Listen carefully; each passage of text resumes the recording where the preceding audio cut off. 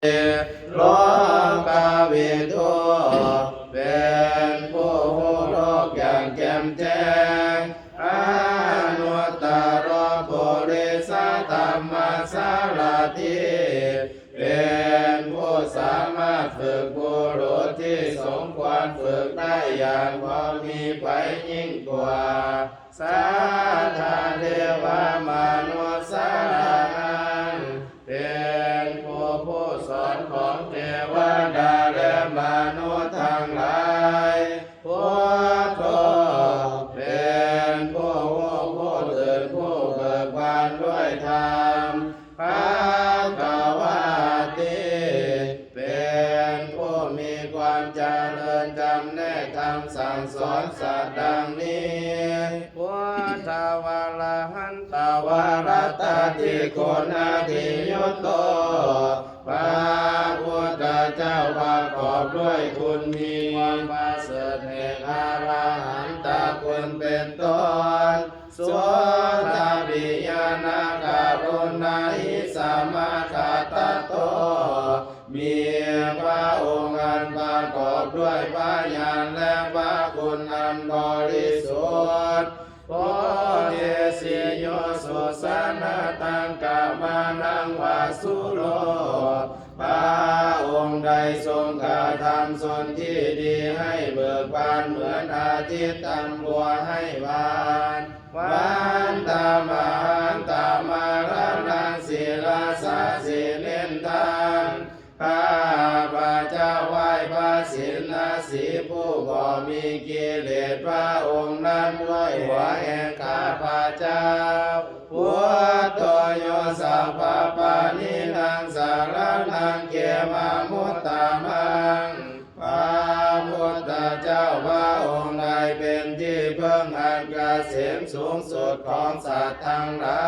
ยพระธรรมนุสติทานังวันตามิตังสิเลนะหังข้าพระเจ้าไหว้พระพุทธเจ้าพระองค์นั้นอันเป็นที่ตั้งแห่งความระลึกองค์ที่หนึ่งด้วยหัวแห่งข้าพระเจ้าพุทธัสสะสามิตาโสวะพุทโธเมสามิกิสาโรข้าพระเจ้าเป็นทาสของพระพุทธเจ้าพระพุทธเจ้าเป็นนายมีอิสระเหนือข้าพระเจ้าพุทโธทุกขัสสะขัตตาจาวิทัตตาจายิตัสสะเมพระพุทธเจ้าเป็นเครื่องกำจัดทุกข์ทรงไว้ซึ่งประโยชน์แก่ข้าพระเจ้าพุทธัสสะหันติยาเทมิสาริลันสีวิตังจิตังข้าพระเจ้ามอบกายถวายชีวิตนี้แด่พระพุทธเจ้าวันตันโตหันจาริสานิพุทธเสวะสุโคทิตังข้าพระเจ้าผู้ไว้อยู่จากพระพุทธซึ่งความตรัสรู้ดีของพระพุทธเจ้านาทิเมสารนังอัญญังพุทโธเมสารนังวารังที่เบื้องอื่นของข้าพระเจ้าบ่มีพระพุทธเจ้าเป็นที่เพิ่งอันประเสริฐของข้าพระเจ้าเอเตนะสัจจวาเสนาวันตายังสาธุสาสานิด้วยการกล่าวคำสัตย์จริงนี้ข้าพระเจ้าควรเจริญในพระศาสนาของพระศาสดา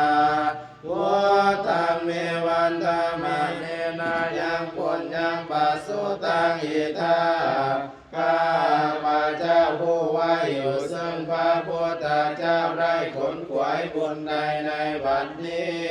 สัพเพปิอันตรายามิมาเหสุตัสสะเทสัสสะอันตรายทั้งปวงอย่าได้มีแก่ข้าพระเจ้าด้วยเดชแห่งบุญนาเยนวัจจา นวเจตัสสวาด้วยกายก็ดีด้วยวาจาก็ดีด้วยใจก็ดีพุทเทอุกัมมังวากตังมยายามตามหน้าที่เตียนาในที่ข้าพเจ้ากระทำแล้วต่อพระพุทธเจ้านาโตปฏิกานันตุอาจายันตังขอพระพุทธเจ้าจงงดทรงโทษดวงเกินนานกาลันตะเลสังวาลิตุงวาพุทธิเพื่อการสำรวมระวังต่อพระพุทธเจ้าในการต่อไปสวากขาโตภะคะวะตาธัมโมพระธรรมเป็นสิ่งที่พระผู้มีพระภาคเจ้าตรัสไว้ดีแล้วสันทิฏฐิโกเป็นสิ่งที่ผู้ศึกษาและปฏิบัติต้องเห็นได้ด้วยตนเองอากาลิโกเป็นสิ่งที่ปฏิบัติได้แล้วให้ผลได้บ่จำกัดการเอหิปัสสิโกเป็นสิ่งที่ควรกล่าวกับผู้อื่นว่าท่านจงมาเบิ่งเถิดโอปานาหิโกเป็นสิ่งที่ควรน้อมเข้ามาใส่ตัวปัญจตังเวทิตาโพเวนโยหิติเป็นสิ่งที่ผู้ก็ผู้ได้สะพอตนดังนี้สวากขาตาตาทิกุณาโยคาวาเสนาไสโยพระธรรมเป็นสิ่งที่ประเสริฐประกอบด้วยคุณคือความที่พระผู้มีพระภาคเจ้าตรัสไว้ดีแล้วเป็นต้นโยมาคาปะกาปะริยติวิโมคาเปโท